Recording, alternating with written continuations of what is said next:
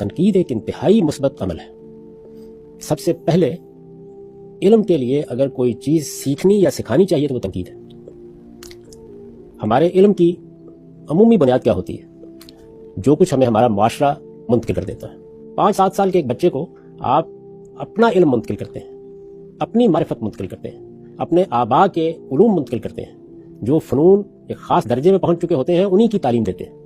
وہ والدین بھی دے رہے ہوتے ہیں، وہ مسجد میں جاتا ہوں تو مولوی صاحب بھی دے رہے ہوتے ہیں، وہ میں کسی مجلس میں بیٹھتا ہوں تو وہاں کے بڑے بھی دے رہے ہوتے ہیں، میں کسی مدرسے میں جاتا ہوں، اسکول میں جاتا ہوں تو وہاں پر اساتذہ بھی دے رہے ہوتے ہیں۔ تو یہ علم جو ہے یہ پہلے دن جب دیا جائے، یہ بتانا چاہیے کہ اس پر اکتفا کرنا چاہتے ہو تو پھر تو آنکھیں بھی بند کر سکتے ہو، کان بھی بند کر سکتے ہو۔ اگر علم کی اس میراث کو آگے بڑھانا چاہتے ہو تو جیسے علم حاصل کر رہے ہو ایسے ہی اپنے اندر تنقید کا دائیا پیدا کرو۔ یعنی یہ صرف کرٹیسزم ہے، صرف تنقید ہے جو آپ کو جو کچھ دیا گیا ہے اس کا بھی صحیح شعور بخشتی ہے، اور یہی ہے کہ جو آپ کے لیے یہ موقع پیدا کرتی ہے کہ جو کچھ دیا گیا ہے اس کے نقائص، اس کی خامیاں سمجھ کر آپ علم کے راہوار کو آگے بڑھا سکیں۔ تو اس لیے تنقید کے سوا علم کے آگے بڑھنے کا کوئی اور راستہ ہی نہیں۔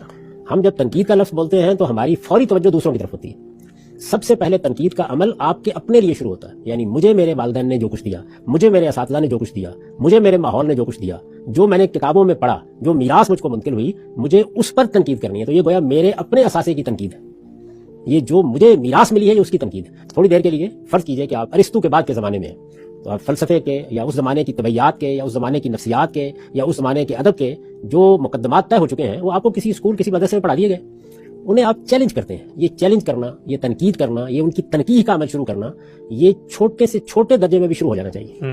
تو جب یہ شروع ہو جاتا ہے تو پھر آپ کی پوری شخصیت یہی ہوتی ہے کہ آپ ایک طرف اپنے ظرف میں چیزیں ڈال رہے ہوتے ہیں اور دوسری طرف اسی کے اندر آلات رکھ کے جائزہ لے رہے ہوتے ہیں کہ ان میں ہے کیا در حقیقت۔ تو یہ تنقید ہے جو آپ کے لیے راستہ کھول دیتی ہے آگے بڑھنے کا۔